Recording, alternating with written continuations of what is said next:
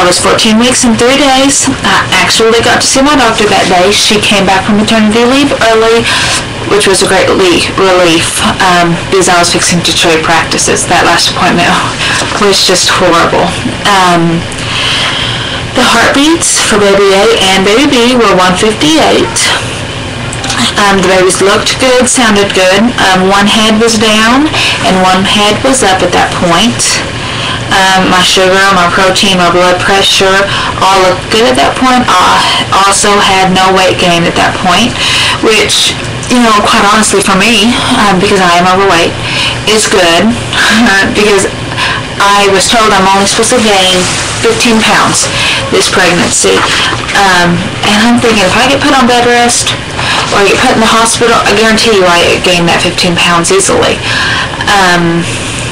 So it's really a good thing. And really with my son, I lost weight the whole entire time I was pregnant with him too.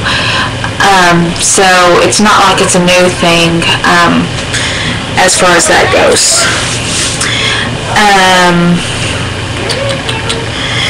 At this point, I start having taste aversion along with my smell aversions, especially in my drinks. I can only drink water, and I can drink lemonade, and Coke, but Coke isn't healthy for you, so I may have one Coke a week. I don't have Coke hardly at all. We don't keep it in the house. And the taste aversion, along with the smell aversion, that I previously started, which I still continue to have, is new. I didn't have either one of these with either of my other pregnancies.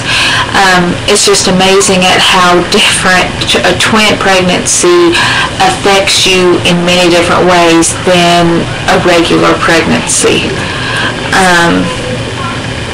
So whenever they did the ultrasound, they did check the sexes. They thought on one of them that they saw a boy part. On the other one, that baby wouldn't cooperate, and so they couldn't see anything on it. And they said that they weren't even positive that it was a boy part, that they didn't want us to go home and paint the room blue, because, they couldn't honestly tell. They told us to go ahead and start making plans for the kids, because eventually I am going to get put on bed rest, basically, and I will end up having so many doctor's appointments, and I can't take the kids with me to any of the doctor's appointments because we do ultrasounds in all the appointments. So we got a babysitter. We got a teenager from church that is going to watch the kids starting July 14th until school starts. And then after school, my daughter will go to school. And my son will go, our youth pastor at our church and his wife are going to watch him until everything, I have the baby and all that is under control.